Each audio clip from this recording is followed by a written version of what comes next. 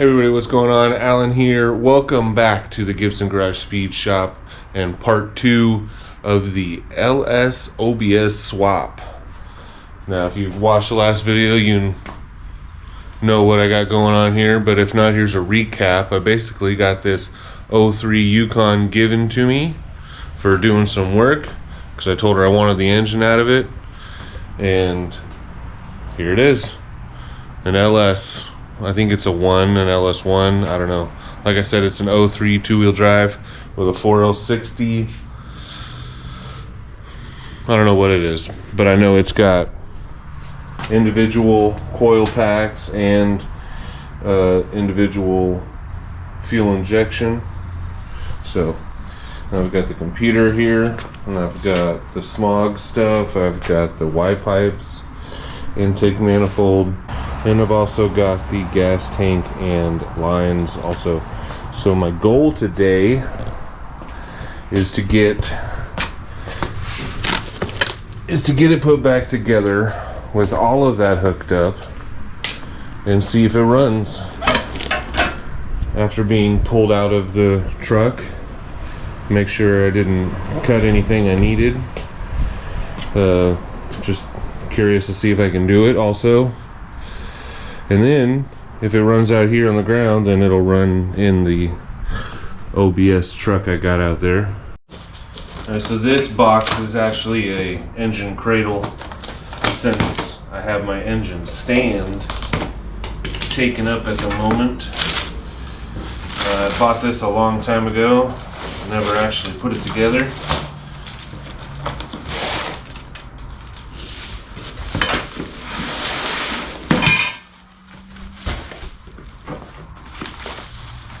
Okay, well, I hope it can hold the weight. I had to do some moving around, actually. I put the 383. The stand I have only works on like 350 style blocks. So I had to take that off of the stand that I had there and put it on the cradle. The heads are sitting right there for now. But that's my 383 that I was gonna put in the OBS, and now I'm going to put it in the Suburban. I've got the 5.3 on the rotisserie stand. I just want to clean up the valley a little bit here, and then we can put the intake manifold back on and start connecting wires.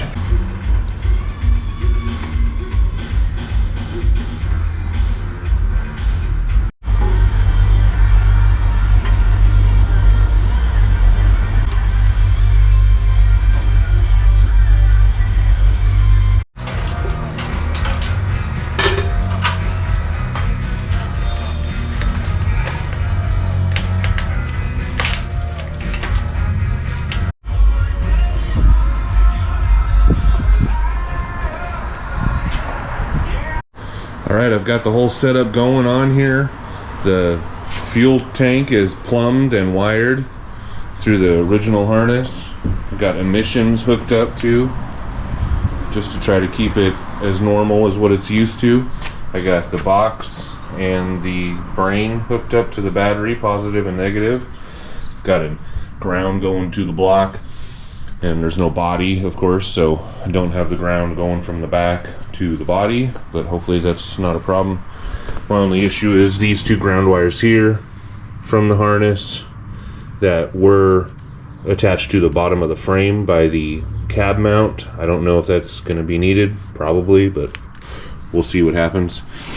I've got the ignition key hooked up through the factory connections. I've got the pedal hooked up through the factory connections. So I'm going to turn on the key, and what we're listening for here is the fuel pump to whir. Alright, so we're going to grab this. I'm listening for the fuel tank.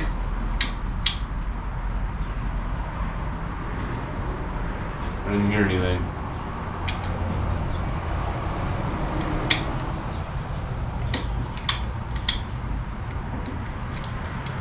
And it's not cranking. Guess that's not a surprise. Okay, I got a fresh charge on it.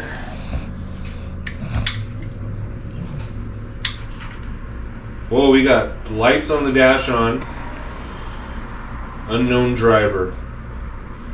Odometer, 201,000. E-brakes on. Poop.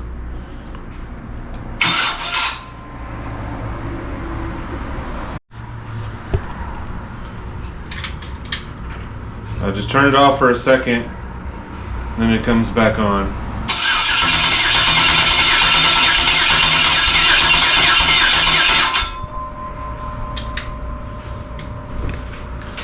Don't think we got quite enough gas yet. Okay, so I've got the primer wire for the fuel pump pushed into here.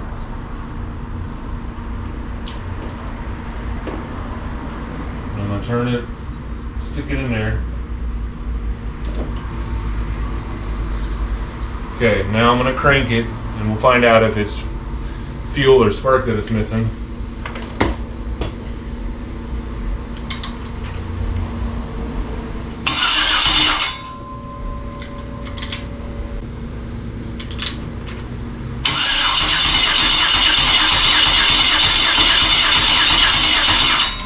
Yeah, it's not firing off at all, so it's gotta be spark. Okay, so I just found this ground wire is hiding that I didn't connect, so maybe that's it. Let's see if I get a click on the sensor here. I did, I think I felt it. There it goes. It just clicked on and off. I heard the fuel pump run. Let's see if it'll fire. Oh, I'm scared.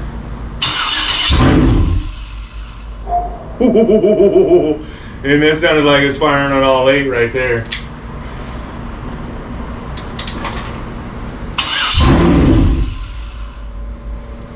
That sounds nasty good. It won't stay running. It probably should.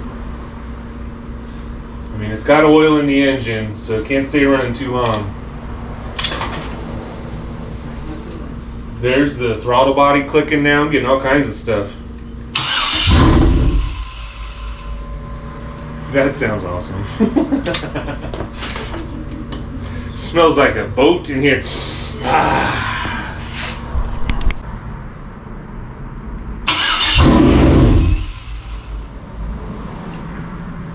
Nope. Still on run. Huh. Okay, try plugging in the body control module. Let's see if that helps.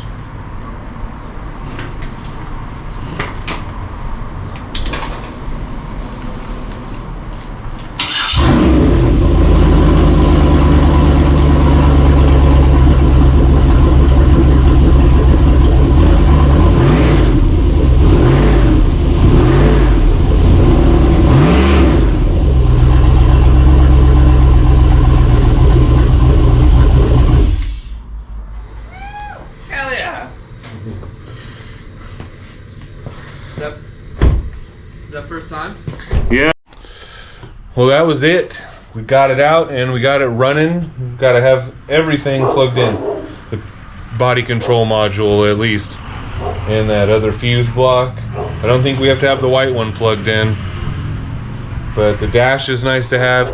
So now it's just about trying to figure out how it's going to go in my truck and get all this to feng shui. But first we got to pull that motor and wiring harness out of that truck. Lots of fun. Okay, here we are. We are doing the boring part, the sucky part, the scary part of the wiring dissection of the LS. Is it really an LS? I don't know. It's a Vortec 5.3. So I don't know. I've heard some people say that's not a real LS. I don't know. Anyway, I've got some wires lined up already on the engine harness. About 10 wires that we don't need. We're gonna pull those out, and then we've got all these other wires that we cut, like right here, and right there, and right there, and maybe some of these other connectors that aren't even plugged in. We can just get them all the way back and snipped off. And then, if we're lucky, that's the easy part, really. because if we're lucky, we might be able to find out what wires in the body control module are activating that VATS, so that are allowing us to start the engine right now. So maybe there's just some wires in one of the plugs that we can loop together and fool it, and we can get rid of the rest. The pedal, though, of course I want to keep, and then maybe we'll see like how much of this, if anything. It doesn't even look like there's anything useful at all plugged into that, but we'll see once we get all these wires stripped back to that point and get this thing on a diet. Well, once we've done that and we know it still runs, then we can come over here, pull the engine out of that guy, and trying to figure out how much of the harness we can remove out of that, but still leaving enough of the harness to, you know, operate the tail lights and the power door locks. Is it a race truck or not? No, but I do got to keep blinker function, so, and that's all body harness related, so we'll just got to keep basically all the body wiring and eliminate only the stuff from the engine. And then I can hook up the ignition wires once we get done dissecting the harness. I can actually hook up these buttons, main power and then start. See what that says.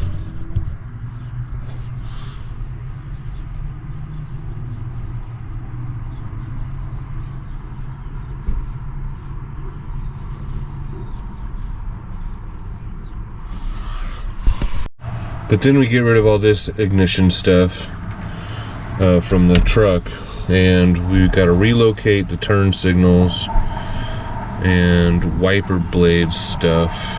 I'm just deleting stuff because I'm too lazy to rewire it.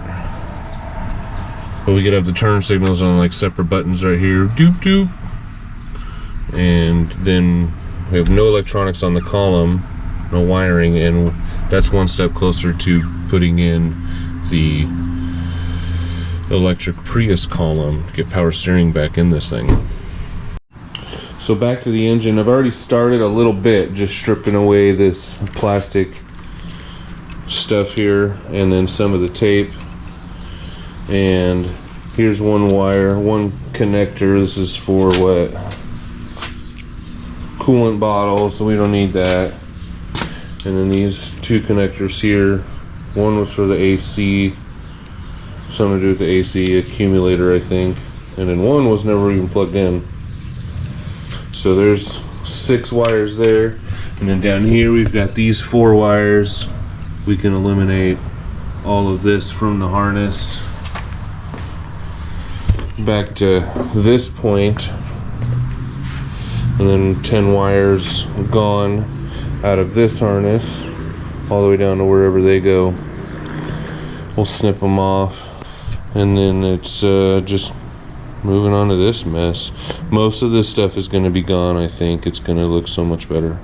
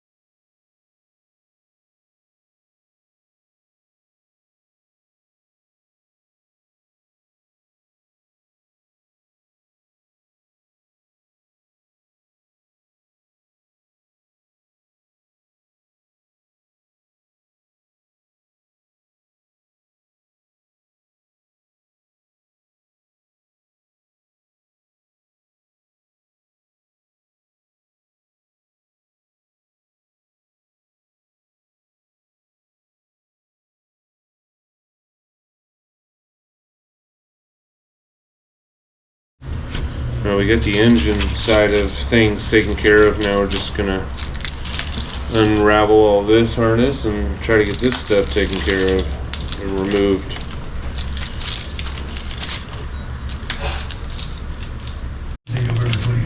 There's a lot of wires in this harness.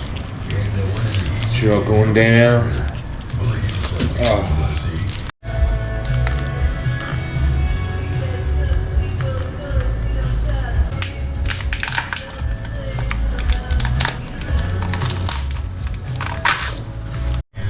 Okay, so this big thick red wire and this other red wire both can just be eliminated. The smaller one can be unbolted right here, and the larger one is this white connector here. You can pull that out.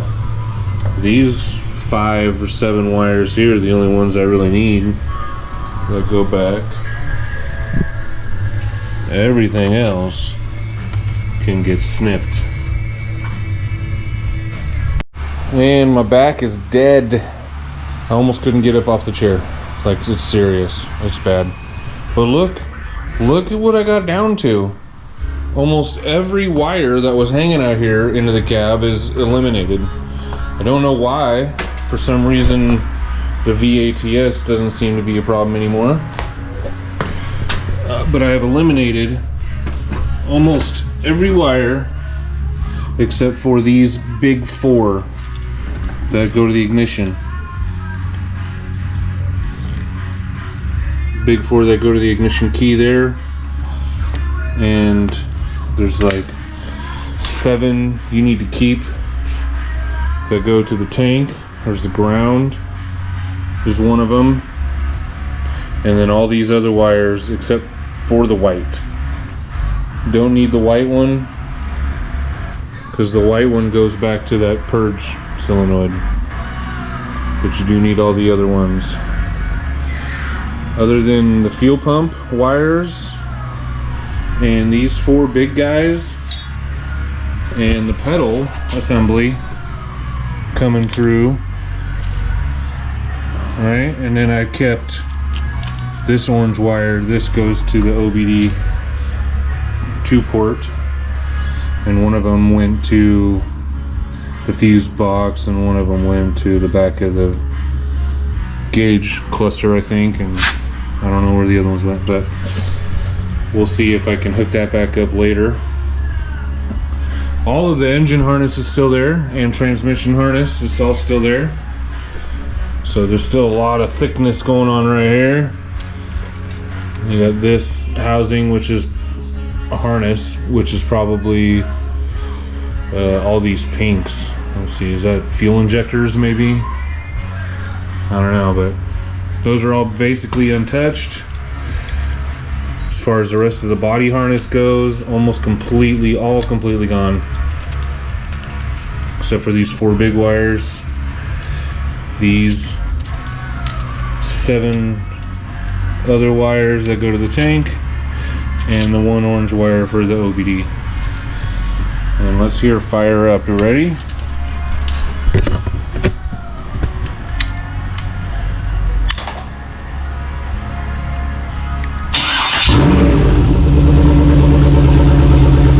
Still shooting along.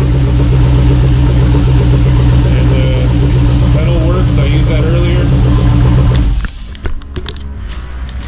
And here's a shot of everything I unplugged.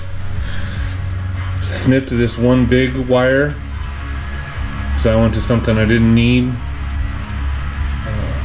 But this other plug is, or other wire is one for the ignition. But yeah, removed all these. They weren't necessary. Removed that one's not necessary.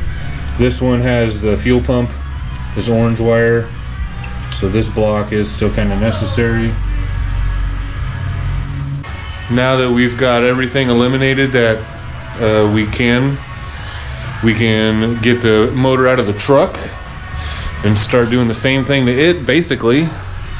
See if we can get the transmission swapped over from the truck onto the new motor and figure out how to get it controlled by this harness. Then we can put it all in.